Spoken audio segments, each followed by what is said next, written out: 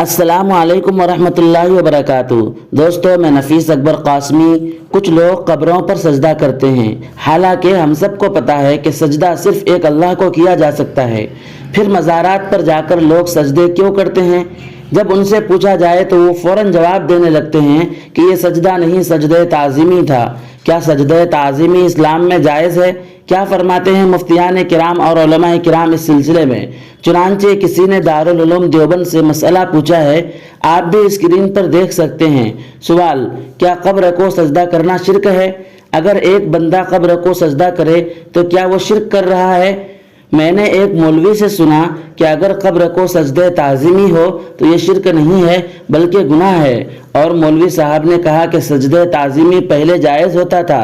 मौलवी साहब ने मिसाल में हज़रत आदम अलैहिस्सलाम का जिक्र किया, पर क्या ये मिसाल ताज़ीमी सजदे को शिरक नहीं है बल्कि गुनाह साबित करने के लिए काफ़ी है?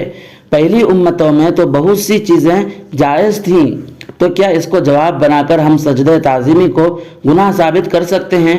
और ज़्यादातर लोग तो कब्र को सजदा ताज़ीमी ही करते हैं, यहाँ तक कि उनके जहन में ये ख्याल ही नहीं आता कि वो शिरक कर रहे हैं, बल्कि वो उसको सवाब समझते हैं।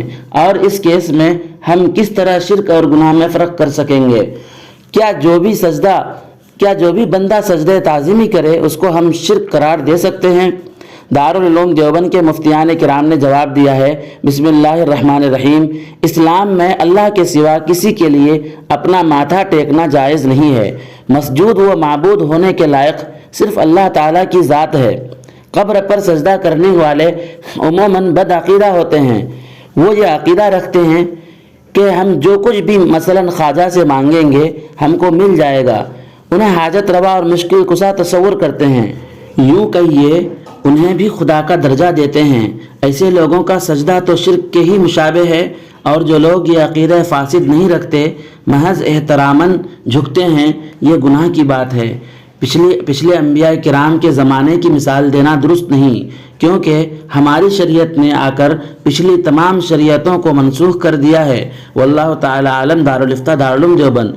दोस्तों, वीडियो के सिलसिले में आपकी क्या राय है? हमें एक अच्छा सा कमेंट करके ज़रूर हमारी हौसला अफजाई फरमाएँ।